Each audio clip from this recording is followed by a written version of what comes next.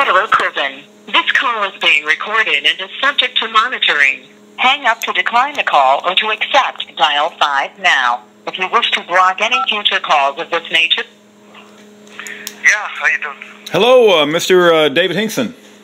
Yeah, I've been sending you emails all day. I've got them, and I, with the exception of one that you identified, I've read them all into YouTube, and I've been very interested in what you've had to write about. I wrote you an email back as well. Yeah, you might want to take some stuff out that's just for your own eyes only, you know.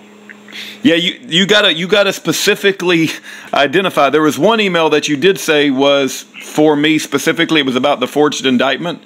If there's other parts, let me know, because my goal is to get your message out. Well, I don't care if you put the story about the forged indictment on okay. That's good. I really do think that I just didn't know if you had any interest in stuff other than what would win the case. I really believe they're forging indictments full time, and I think a lot of these people you're talking about that have been railroaded to prison, they've had their indictments falsely created. Yeah, there's no doubt about it. As a matter of fact, you're not the first prisoner that's told me that his indictment was forged, that there were faulty affidavits put together to bring about a forged affidavit. So you're not the first person to bring that up. I sent you an article where it was exposed where a lawyer named Philibom just outright fraudulently put additional things on an indictment that didn't exist. I don't think they're playing by any rules because there's nobody looking over their shoulder.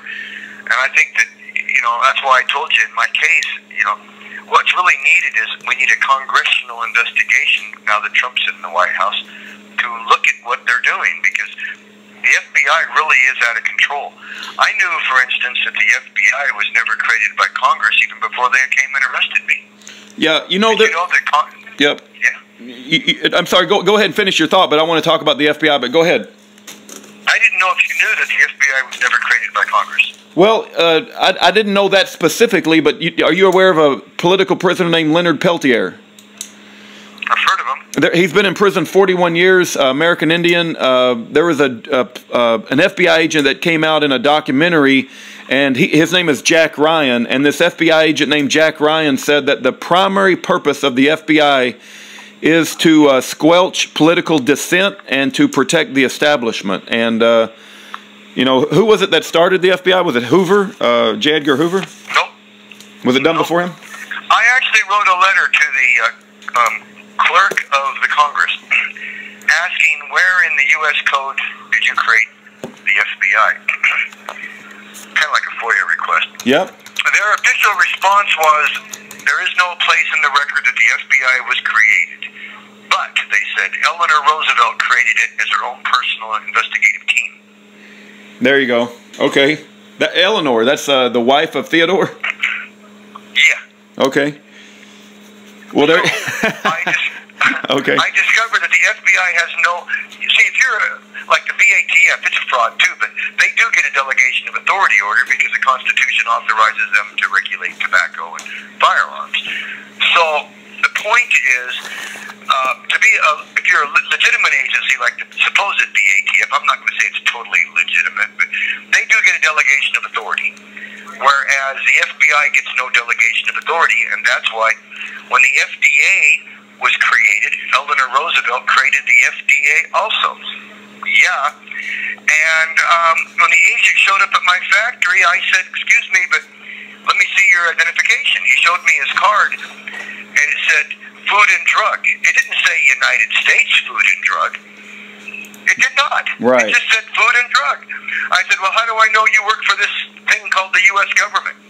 I said, I'll tell you what, you can come in my factory as a friend and a guest. Sign the logbook. But you're not coming in here as an official U.S. agent unless you show me your delegation of authority order. Right. No, it makes complete sense. No, I've been speaking out against the FBI for a long, long time. There's a book called The Terror Factory and how the FBI manufactures terrorism. There's many innocent men in prison because the FBI set them up with government informants, fake murder-for-hire situations similar to your situation. You know, there was something else I was going to ask you about. You mentioned George Hinkson, the DiMaia decision. if this DiMaia decision goes well, will you get out on time served? Could you possibly be released if the DiMaia decision gets decided in your favor? It has to do with the vagueness. See, my charges are very vague. For instance, there is nobody in my case, there's no evidence that I knew this guy or met this guy. The only evidence is what I tell you, and that's that he was testing my minerals. So basically, I was given a sentence of death by time based on the word of one sociopathic rat, when I had alibis to show I was in another country, not in Idaho, and he was in a coma in the VA hospital. And that's provable because the jury found him guilty. But they hid my exculpatory evidence every step of the way. Now, see, I was a paralegal for Grozade. I guess you read that already. But Grozade was the real mob attorney, but he was my friend, and he was a good Christian guy, and he was a Republican. He was a real good guy. I know you find it hard to believe that a mob attorney could be a good guy. He really was a good guy. And his junior partner is still alive, Scott Canner. But I was an expert on land law.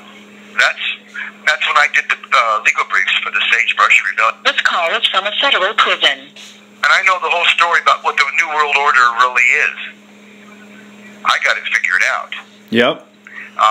Did you know the carpetbaggers went into Texas as a conquered land under Abe Lincoln, and they stole all of the real estate and made it belonging to the bankers?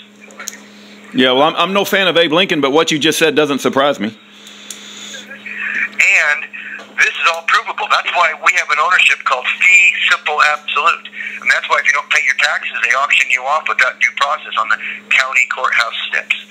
Is because you don't own anything. You have two choices of ownership in this country. It's tenant in common or joint tenant. Most people go for one of those two.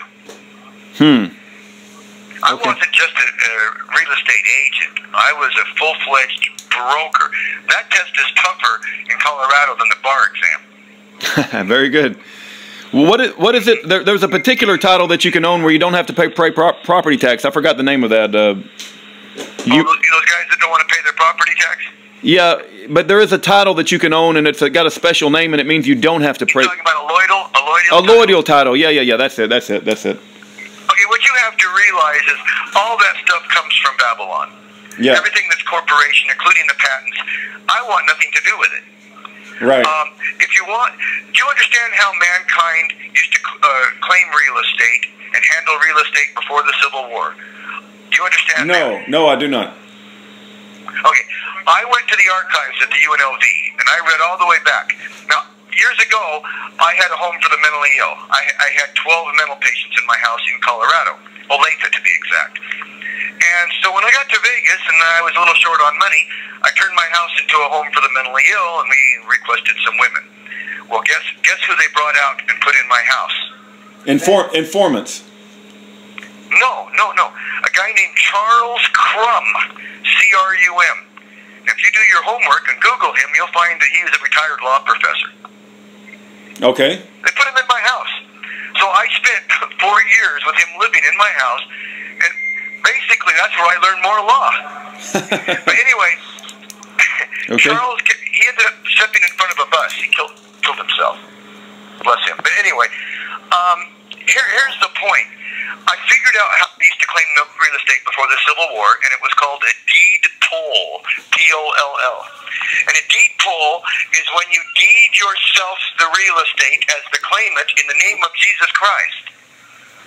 Okay. That is more ownership than a patent. Right now, I could go and I could do a deed poll on Donald Trump's Twin Towers, or whatever his towers are. I was being funny there. And I could take those towers away from him. I filed a deed poll on a $20 million piece of land next to a casino on Boulder Highway for a guy named Ron Allen. And the only thing the BLM could do was come out and snip the power lines to his property. So the point is, I was paying my property taxes. I wasn't trying to fight with anybody. And I paid any income tax I owed. I wasn't trying to fight with anybody. And I quit doing talk shows for 10 years. I was just laying low, doing my thing with the medicine. But the point is, if you don't own your car, a certificate of title is not a title. You do not own your real estate.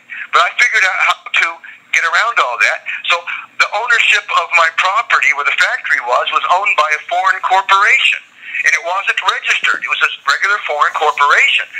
So what this allowed me to do is basically nobody could sue me and take it away. That's why Waterous, with all the feds attacking me, never was shut down for 12 years. But it was shut down when my father deliberately didn't make the payment to the bank, the private lenders, because the lawyer wanted to steal the property and he wanted the foreclosure to happen so that it would get out of that venue of the foreign corporation so that they could steal the property. And when I opposed, that's when they firebombed the property. Basically, yep. I can go right now and claim Yellowstone Park. Nowhere in the Constitution does it authorize them the feds, to have a park inside of the sovereign state of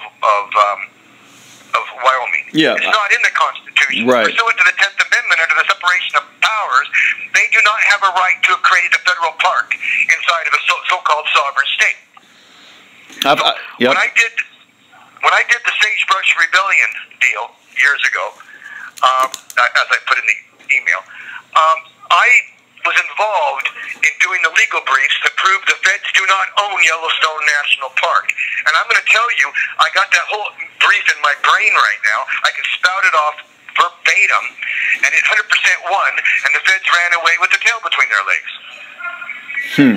That's called. So if I look up Sagebrush Rebellion, I'll be able to find some information on that. There's been 3 of them. The first one was in like '99. I was Sagebrush Rebellion too. Me and Lou Epton. I did about 1,000 talk shows with Lou Epton in Vegas. Okay. And that's when I became friends with the famous Aaron Russo, who was a movie director that made the movie Funny Girl. Yeah, he made the movie From Freedom to Fascism as well. He died of cancer. Talked to the Rockefellers. He was on my talk show a lot, and we were friends. We used to meet at the Blueberry Hill on Flamingo with Lou. Lou died of cancer though, and we used to discuss how to win. I ran for public office also. He lost by 2%. I lost by like 20%. A woman beat me named Erin Kinney. But anyway, okay. Aaron Russo's a good guy. Yeah, he put out an incredible movie. He put out a movie about there's no law that says you got to pay your income tax, and Ed and Elaine Brown are in prison basically because of that right now. They spent the last 10 years in prison. Right. Incredible. Right. You've got an incredible story, David. It's absolutely incredible. I'm amazed that you've been in prison 15 years, and a lot of the people that I hang out with have never heard of you before. We got to get your voice out, and we got to get your message out. And so, like I'll go back to before. If there are things that you want to remain private, you got to specifically let me know. Otherwise, I'm trying to get out as much information on you as I possibly can. I got nothing private, but back to the land issue for a second, since you're recording this. It has to do with equal footing. All states are guaranteed the right to have equal footing when they join a union. I said that because there's actually, the U.S. government's a fraud on its face also. But here's the point. California never surrendered 88% of her lands, did she? But Nevada surrendered 88% of her public lands, didn't she? This call is from a federal prison. See where that violates equal footing? Yeah. Well, it sounds like you were fighting the BLM long before the Bundys, and you know the Bundys are having a very public fight with the BLM at this point in time. Right now, I have the brief the Bundys need between my ears, and I could spout it off and save them a lot of grief. Yeah. I've been trying to get somebody to put me in touch with them. We may have some contacts. I don't know them personally, but I know people that do talk to them. So we have other political prisoners that have been put in contact with them. 100% can prove the feds don't own it. They don't own any of the public lands. I got all the arguments. Yeah. What you might want to do is call Guy Wilson and have him download hundreds of my emails that I've typed over the last 2 years to him. That would be fun. You could pick through them. You know, those emails expire after 30 days, so he would have to have been downloading them all along, right? Don't they expire after a certain amount of time? He's been downloading them for years. Okay. See, the reason I keep talking about finances and everything and the minerals, I really would like to find a way to help you and John Wells and some other people fund whatever it is you're trying to get done.